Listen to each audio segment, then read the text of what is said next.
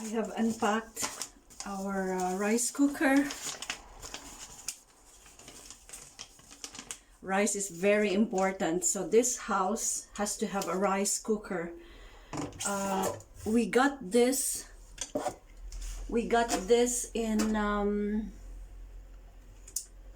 Lancaster last summer, but never bothered to open it because we were leaving in about a few days after buying this from Lancaster, so it wasn't worth dirtying it out of the box. I couldn't be bothered, so it's only now that I have unpacked it. Oops, sorry. Oh gosh. So yeah, that's we can have our I like the pot inside.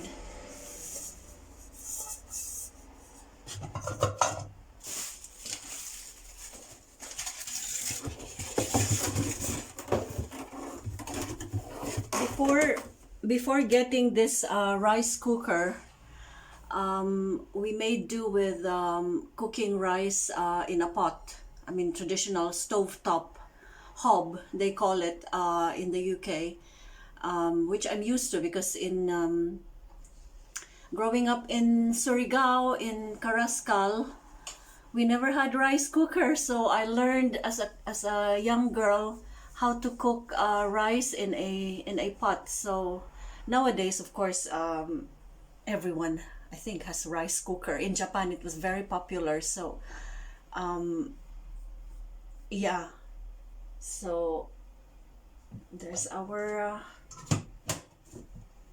rice cooker, TCL brand. I haven't heard of it actually until we went to the Asian shop in Lancaster. So I can't wait to try it. I brought rice from Saudi Arabia because I do love the basmati rice from there. Some really good quality stuff imported from India, especially rice. I'm sure we could get nice rice around here, but I just wanted some proven rice that I have sort of like gotten used to in Saudi in the 3 years that we are there. So we're gonna cook our rice today for my breakfast with the sausages that I got yesterday.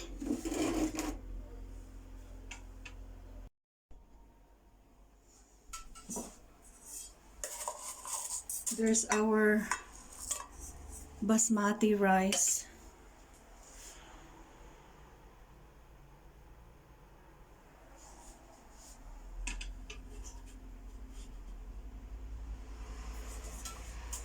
In the UK, drinking water is from the tap. So we drink the water coming out from the tap.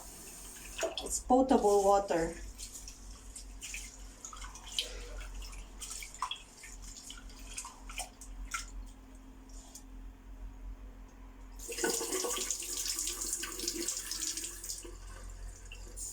In Saudi, we have two kinds of water. They're coming out from the taps in the kitchen.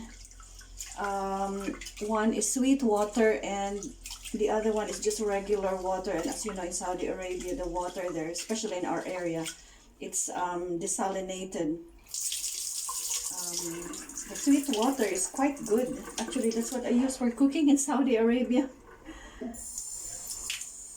I'm still not a big fan really of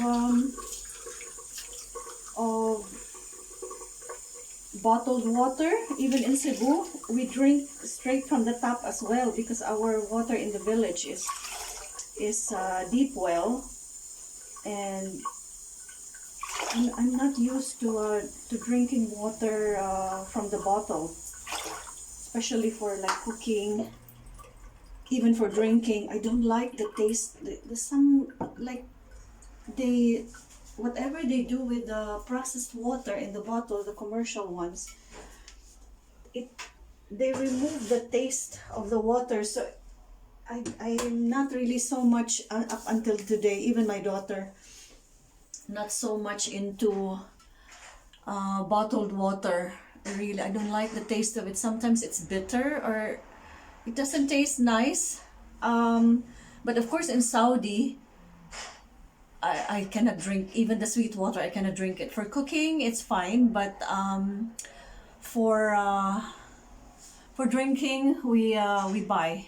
We have to coffee, drinking, yeah, table, uh, yeah, drinking. So that's the topic about water. But here in the UK, it's potable from the tap. No problem about it at all. So you don't see any water dispensers around here.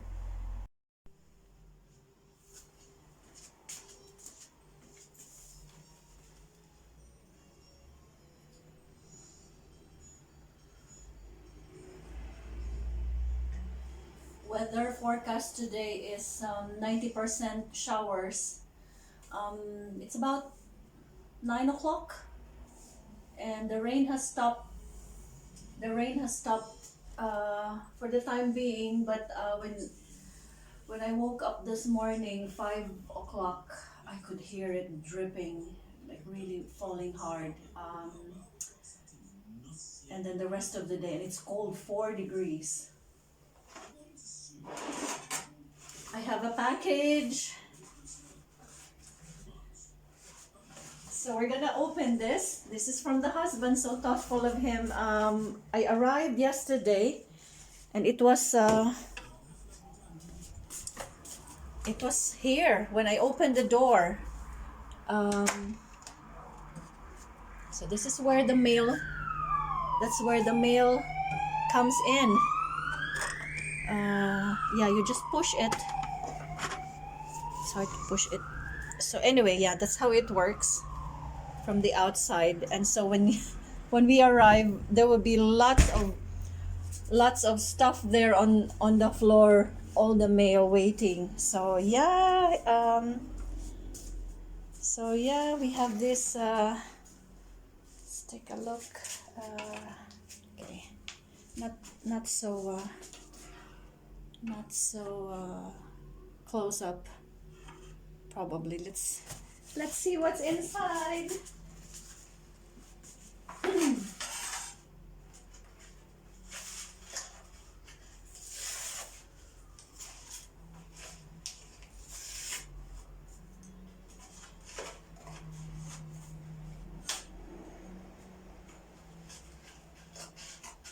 It's I think additional Christmas, birthday present. And as you know, in Saudi, for online shopping for stuff that we get from the Western world, like from the UK, for example, Amazon or whatever. Sometimes it's difficult. The delivery is difficult. Shipment. I think. So I think this might be something that he bought from the UK and then delivered to our address here. And so, oh,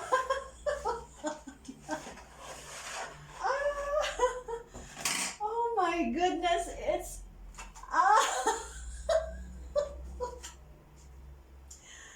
oh, thank you, my dear husband. Yeah, it must be, I think it must be Amazon, the local Amazon, because we tried ordering a book, Amazon from Saudi. Next day delivery. That was amazing. We thought it never happens in Saudi, but yeah, it did. So Amazon has a very strong presence in Saudi Arabia. But I think this one is definitely a local purchased by the husband from Saudi Arabia, delivered to our address here in the UK. That's nice. Let me see if it's on camera. Yeah, okay, we are on record. All right, thank you, darling. yeah, I've only had secateurs. I have had secateurs in Cebu. Many, I mean, I have had over the years, because they get dull over time. So I would buy a new one. The spring is damaged, or I lose the spring for whatever reason. My mother cannot seem to use the secateur there in Cebu. She's how do you call it? She's not used to the secateur, and so the spring. I think she tried to remove the spring, and then we lost the spring, so I had to buy another secateur. But yeah, talking of secateurs, and then of course in Saudi Arabia, it's secateur is an essential tool for a gardener. But this one, this is new. I don't think there is a garden scissors, but yeah, I could find use for this actually. I mean, alternating with the secateur, because the secateur I think is more for the tough the trimming. This one is more for the delicate like picking fruits, for example. Okay, thank you, darling. Enough of it. Let's get on with my lemon water.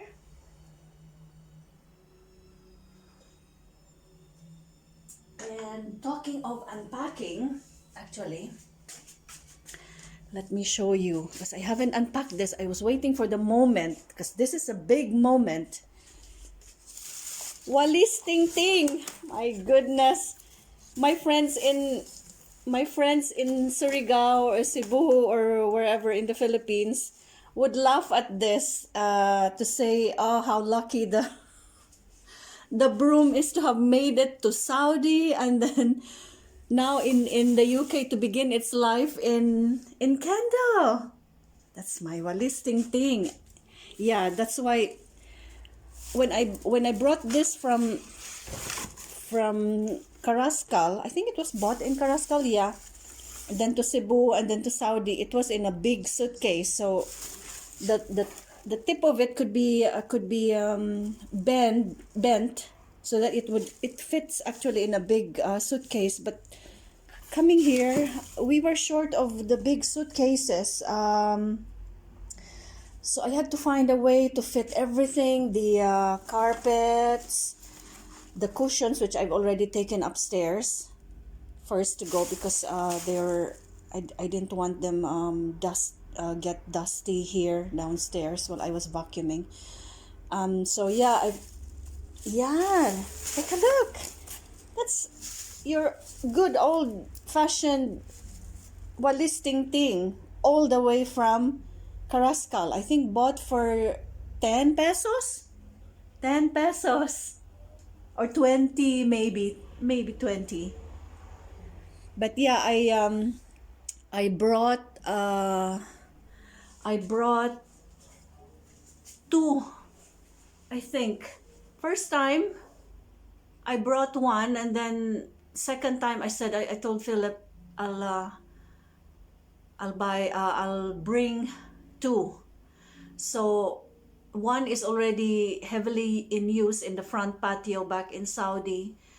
The other one is has its place in the garage, because I like to use it. I've never taken to liking the brush. That's what they call the broom brush, with a fixed handle, which a little bit stiff for me. I've never taken to liking the broom, as they call it, plastic brush with a long handle.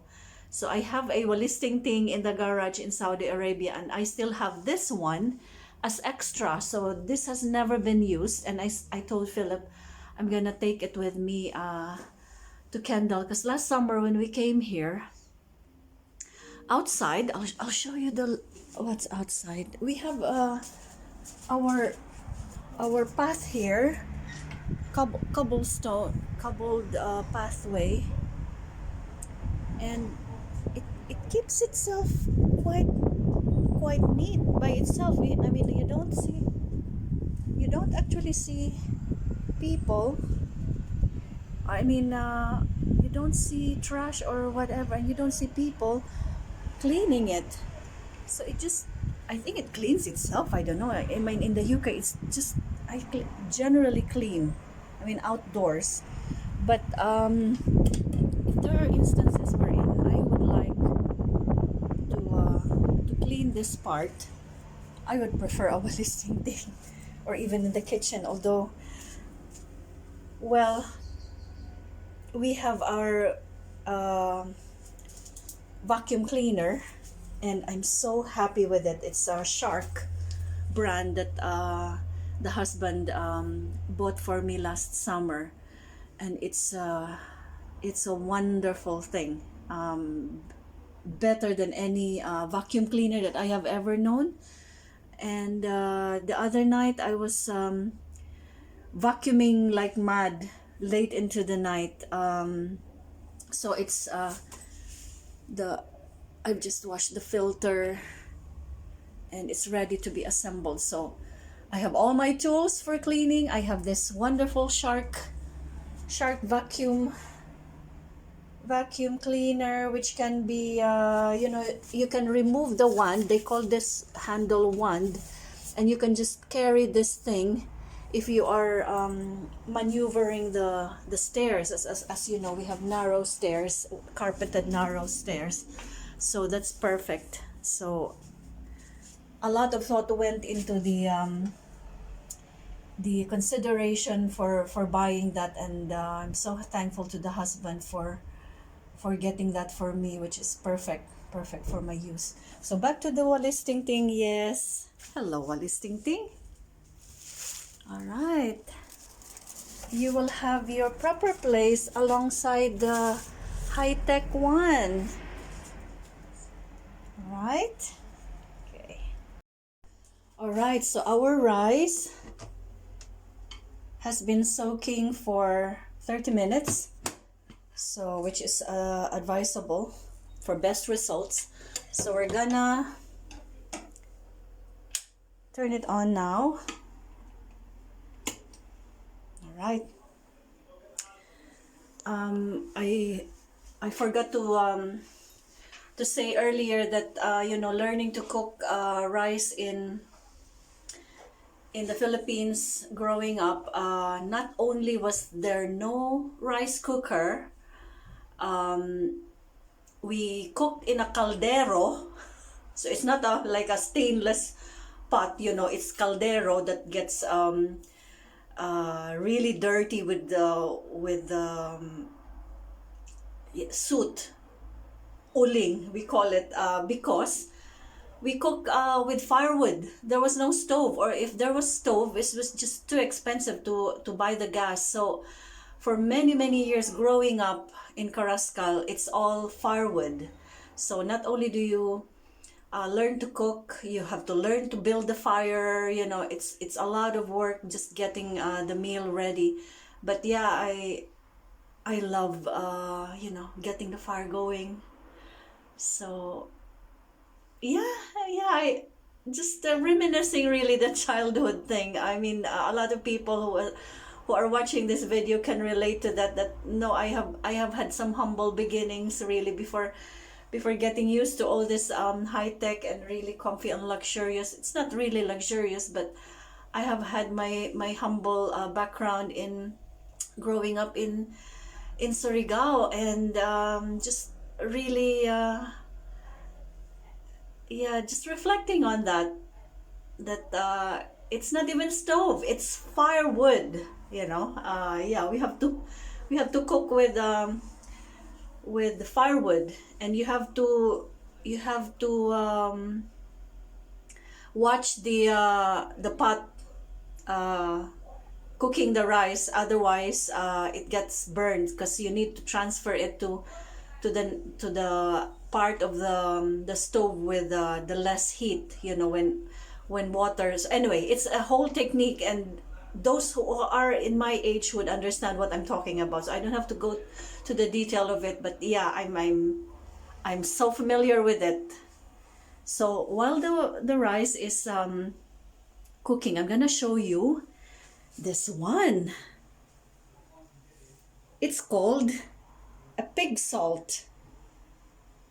It's just a basically a container for salt. But I saw this in TK Maxx. It's a Le Creuset brand. It's social, but I love the yellow of it. There were several colors, but I picked the yellow. There. See? I'm right. I said salt pig. So it's called salt pig Le Creuset stoneware brand. And I bought this last summer, which I'm so excited. And I have another one that I brought back with me to Saudi to be brought to the Philippines for our house in Surigao in the future. Because I like the look of this kind of the stoneware. It's like I like the cottagey, you know, like rustic kind of things in the around in the kitchen. And before I forget, I'll show you something else. That's another pig salt, which I saw in one of the charity shops. Actually, more of like an antique shop, and I realized they have so many of this kind of stuff, and it's honest to goodness pig salt. You know, I've seen this in one of the, I forgot the name of the chef, the cook who ran a show from his house in Cornwall, I think. And Philip and I, we love watching like cooking or travel and cooking and eating, those kinds of shows. And there was this guy using you know, taking salt from this kind of container. So it looks, yeah, I mean, if not for that show, I wouldn't know what it is for, but now I know it's a pig salt. And yeah, you just fill it with salt and you, yeah, isn't it amazing? Yeah, so this one, now that I have, I think, space for my luggage going back to Saudi, this is definitely going to Surigao or to the house in Carrascal. So yeah, maybe the one that I have in Saudi, because I have a special salt container also in Saudi, which is more Arabic. Forget the name of it, but it has this Arabic design.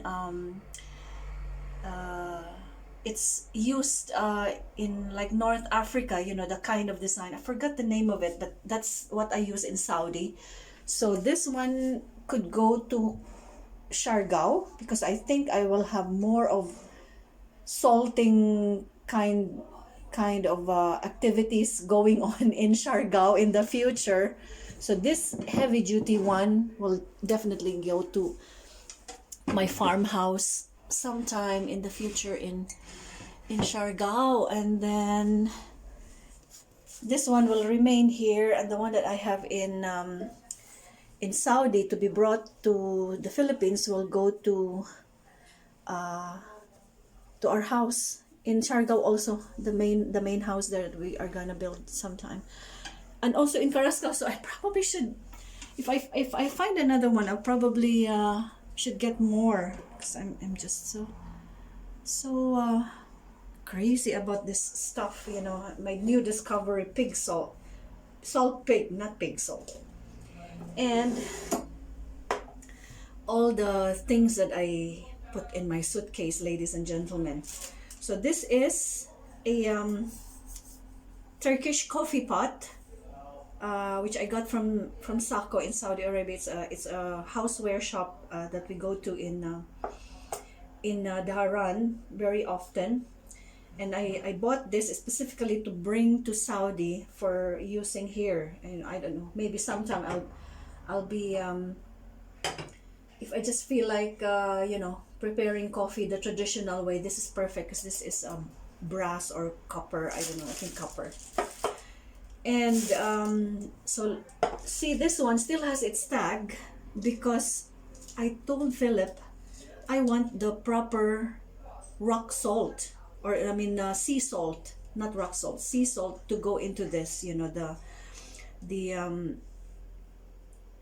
the powdery type that you get off the shelf from supermarket, no, that won't do for me.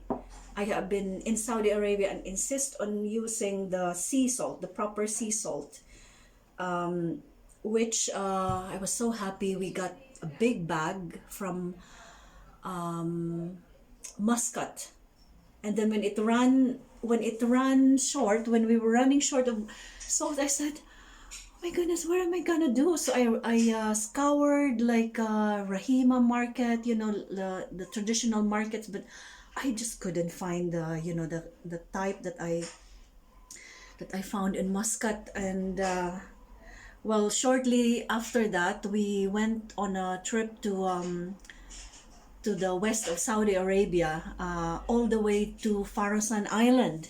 And in Farasan, I got my salt, and I carried with me like 2 kilos of salt, and it went all the way with us to Abha, back to Jisan, to Abha, and then on the flight to Saudi Arabia, back to Rastanura. So now, just some strategy with packing.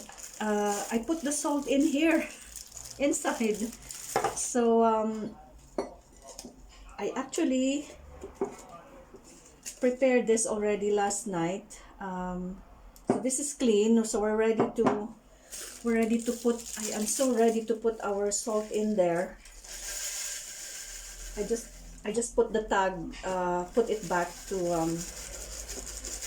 make this video for, but this has been cleaned, ready for us to transfer the salt and empty the Turkish coffee pot, because I can't wait to see how it looks. You see it? Yeah, yes. Okay. Yeah, that's amazing. Yeah, it's a proper one. And this salt is just wonderful. It's wonderful.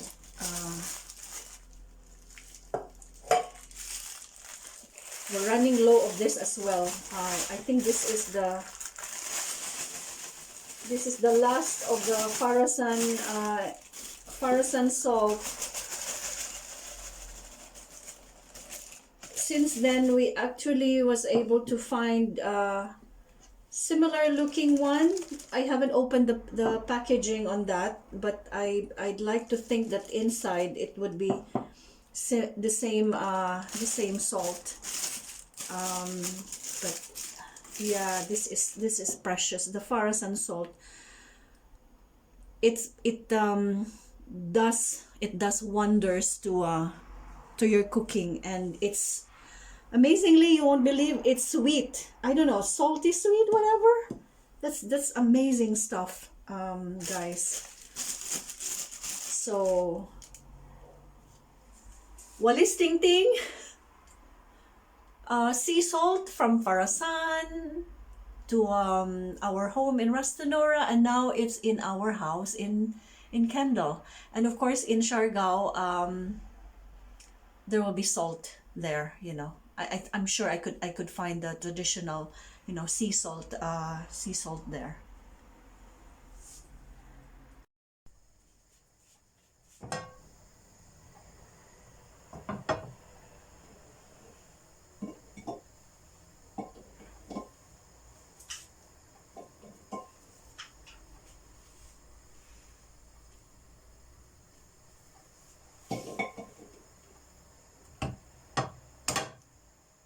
Wow, that's tough.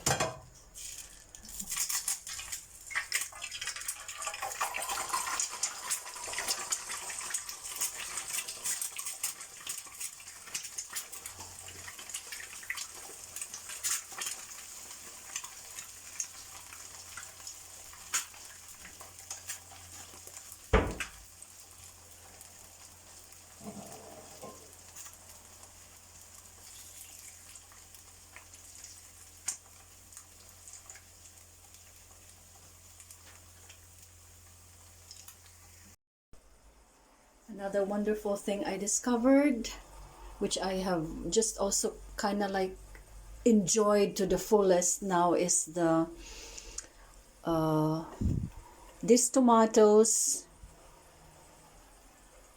and the salt. I haven't eaten them really this way since growing tomatoes in Saudi, but I discovered it.